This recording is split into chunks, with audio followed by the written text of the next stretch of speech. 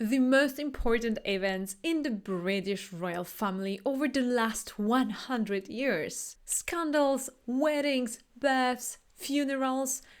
Join me in this ride. Hi, my name is Anna and welcome to On Royals, where I talk everything royal related. If you haven't yet, please subscribe to my channel in order to support it. No one will be surprised when I say that 100 years, it's quite a long time.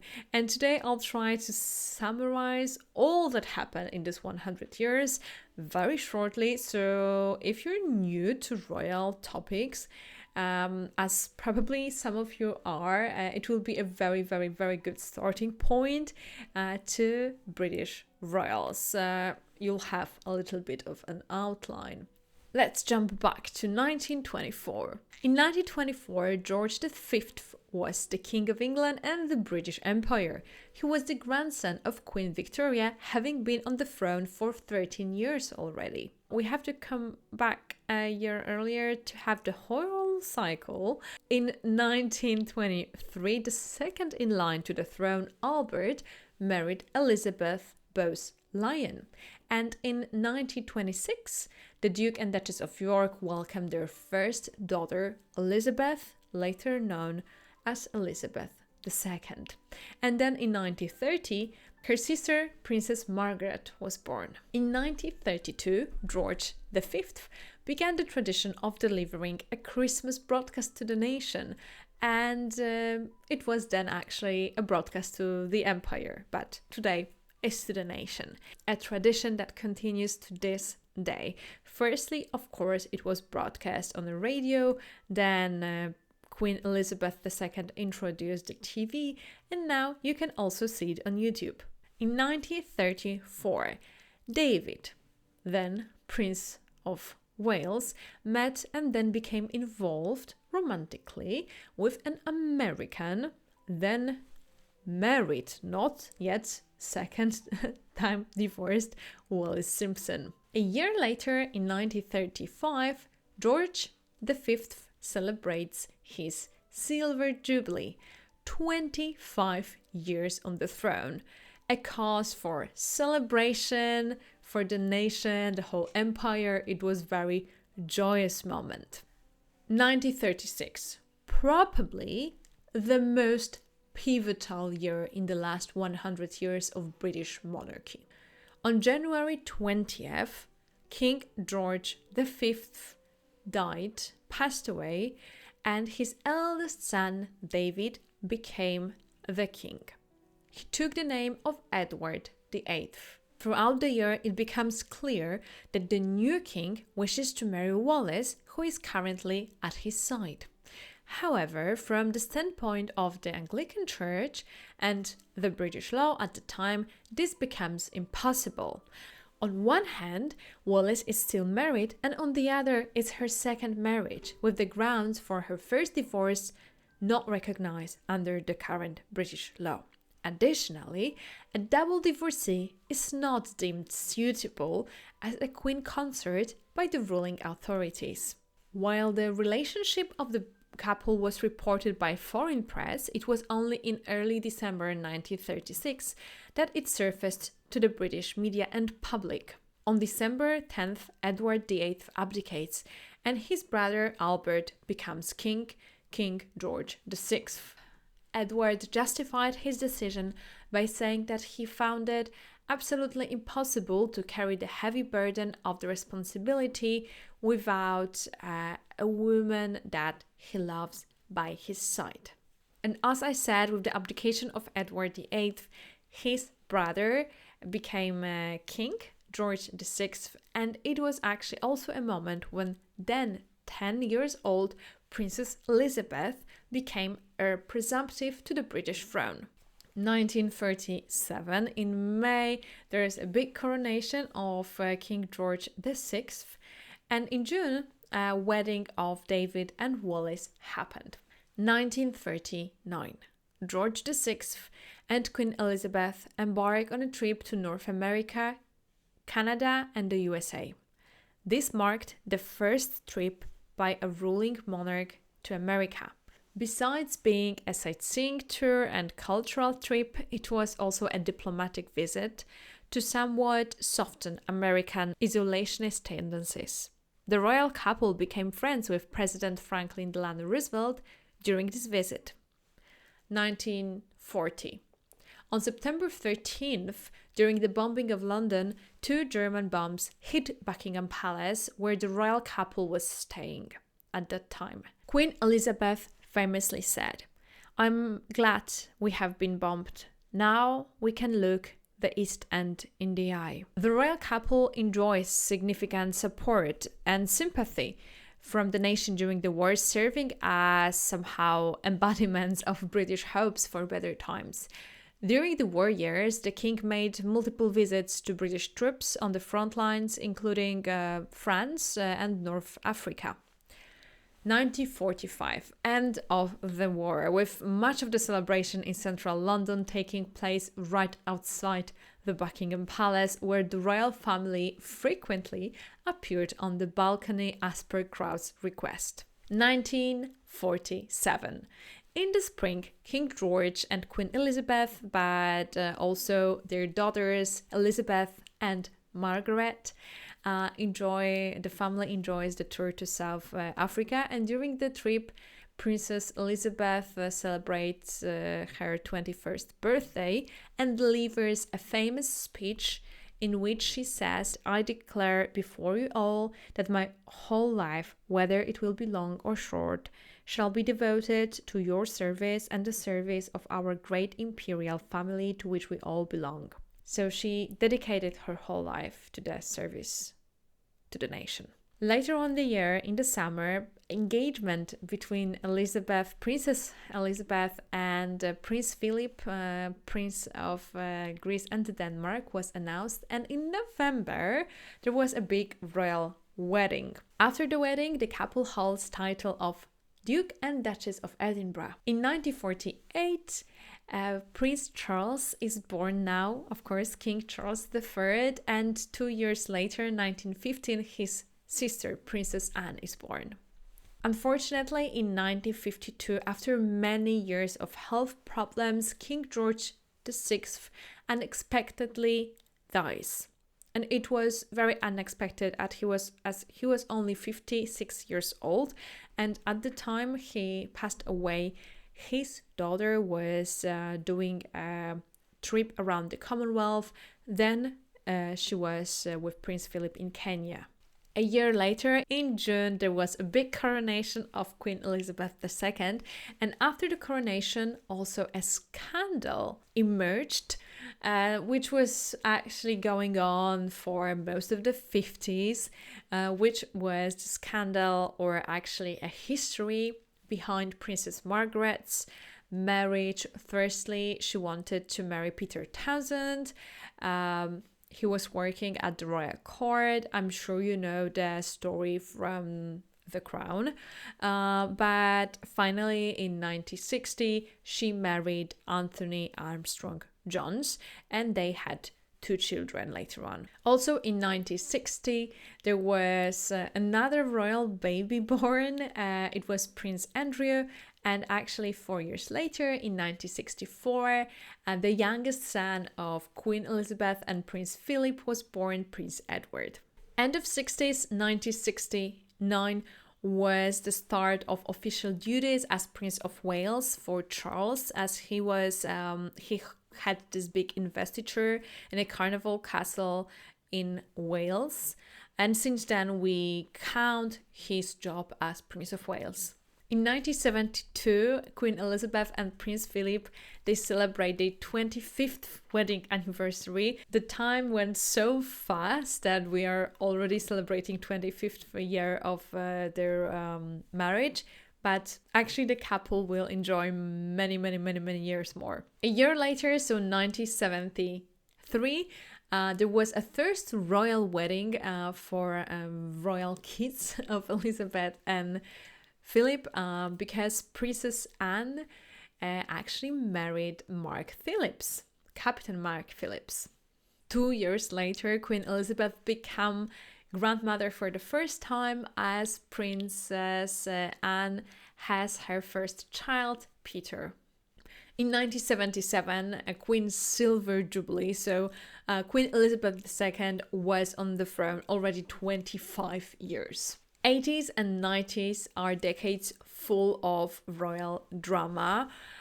80s are more weddings and kids, and unfortunately, 90s are much less fortunate. 1981, beginning of the year, in February, official engagement of Diana and Charles. Then in June, during Trooping the Colour, so a yearly huge parade in the center of London. Usually it's also, or traditionally, it's also a celebration of the monarch's birthday. There was a shooting incident. Someone shot during the parade, and it was aimed at Queen herself.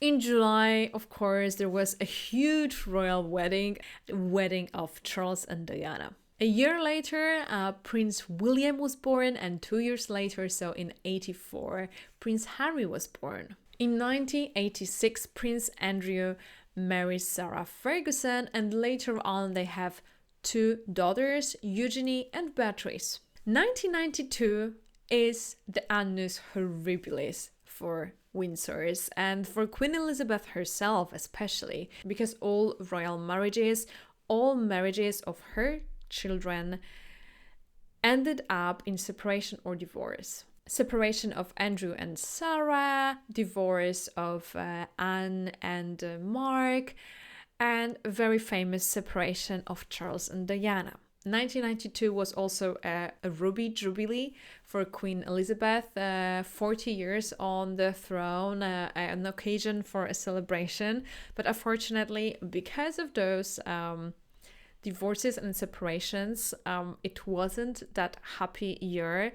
But what ultimately broke Queen Elizabeth II's heart was also the big fire at Windsor Castle in November 1992. And after actually that fire, she called herself 1992 Annus Horribilis. The separation that started in 1992, the separation of Charles and Diana, ended up in divorce in 1996. And in 1997 was marking 50th anniversary of marriage between Queen and Prince Philip, and was also intended to be a very, very happy year. Unfortunately, it was marked by a tragic death of Princess Diana in August 1997, and later on, at the beginning of September, it was one of the biggest royal crises in the current royal history. As you probably know, after Princess Diana died, public had different expectations from the royal family, and of course it's named after one of the biggest crises of the last 100 years in the royal family. 2002, again, a very sad year that was intended to be a very happy year for Queen. 2002 was marking 50 years of Queen Elizabeth on the British throne, Golden Jubilee, but unfortunately it was one of the saddest year for the Queen, as she said goodbye first to her sister, Princess Margaret, in February, and then a few weeks later she said goodbye to her mother, the Queen Mother, Queen Elizabeth. The story of royal family gets a bit more happy, a bit more sunny in 2005 with the wedding of Charles and Camilla, so the current royal couple. And then slowly, Windsor's, the royal family, ramp up a good wave, I would say. They ramp up in popularity, and they are becoming modern pop culture figures after decades of having internal troubles. 2011 marks a new era for the royal family with the wedding of William and Catherine. And as I said, it was a new opening for the royal family. A lot of new royal watchers joined the game, and everyone was basically speaking about it. 2011 also marks a very historic visit of a British sovereign, Queen Elizabeth, to Ireland. We're on a good wave for Windsor's. 2012 marked 60 years on the throne for Queen Elizabeth II, and it was absolutely amazing Diamond Jubilee, a lot of concerts and joyous events. The only downside was a cold of Prince Philip, but otherwise it was a great party. And few weeks after, London held Olympics, and we remember the famous video of the Queen and Agent James Bond. 2013, again a very happy moment for the royal family, birth of Prince George, probably the future king of England and United Kingdom. In 2015, Elizabeth II becomes the longest reigning British monarch. The previous longest reigning British monarch was Queen Victoria, but I think it was in September 2015 Queen Elizabeth became actually the longest reigning British monarch and stayed in this beautiful ranking up until today. 2018, wedding of Harry and Meghan, and this is something quite recent, so I'm sure most of you remember, and it was also an event that kind of opened a new era of royal watchers, and as well as with the previous wedding, many people got very much interested in the royal family from this event onwards. 2019, it's a bit less joyous moment for the royal family, as it was an absolutely accumulation of Princeandrewscandal, which involved Prince Andrew connections with Jeffrey Epstein. I did the whole video about it. I'm not going to repeat myself. Watch that video, basically, and you'll know everything you have to know to understand this scandal. 2020 marks the departure of Harry and Meghan from the royal family, known as Megxit, but we can also remember this year as the year when Queen Elizabeth II made the iconic address to the nation and informed everyone that, we'll meet again. We are separated in our homes right now, but we will meet again. 2021 is a beginning of the end of the Elizabethan era, as everyone says their farewells to Prince Philip, Duke of Edinburgh, the companion and husband of Elizabeth II. He was almost 100 years old. 2022, a bittersweet moment for the royal family. On one hand, the beginning of the year and the first half of the year marks the amazing platinum jubilee of Queen Elizabeth II. Unfortunately, Queen Elizabeth II was not a big part of the celebrations. As we know now, she was probably unable because of her health. But nevertheless, it was a great celebration, and the whole nation basically thanked Queen Elizabeth II for her service, 70 years on the throne. A few months after this big celebration, there was a goodbye, because in September 2022, Queen Elizabeth II died, and as is always with the monarchies,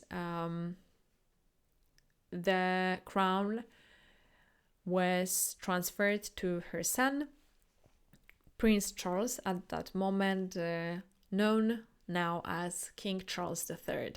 In 2023, there was a big event, a joyous event as well for the monarchy, the coronation of King Charles III and Queen Camilla. Again, an iconic moment, maybe the last big coronation we'll ever see. We don't know how it will be with William, but that was a moment to remember monarchy in a full glory. 2024, so the year we're in today, after all those turbulent years we've been through, and especially Windsor's family been through, everyone thought that now we're gonna have a few very calm years. King Charles will be good in his reign, he'll feel comfortable, we'll see more of William and Catherine, they will undertake new causes or be more involved in the royal family. Unfortunately, 2024 is a big health crisis for the royal family. We know all the problems that King Charles has. He was diagnosed with cancer, and then we found out that Princess Catherine was also diagnosed with cancer. Of course, we wish all the best for both of them, and as you can see, it is very difficult to predict what's going to happen in the next 100 years in the royal family. The past 100 years showed that you cannot plan anything because everything is super unpredictable. But because it was super unpredictable with a lot of plot twists, I think it is so interesting. And this is something that attracts us, royal watchers, to the royal family, that it is an epic story. I don't even know what's going to happen in 10 years, in 5 years. We're all going to find out as we go. And if you want to stay updated on the latest royal news and stories, but also sometimes we do a detour to the past, please subscribe to On Royals and bear with me. If you're still here with me, please leave a comment down below and tell me, in your opinion, what was the most pivotal or important event in the story of the royal family for the last 100 years? I'm super curious about your opinion on this topic. Thank you so much and see you next time.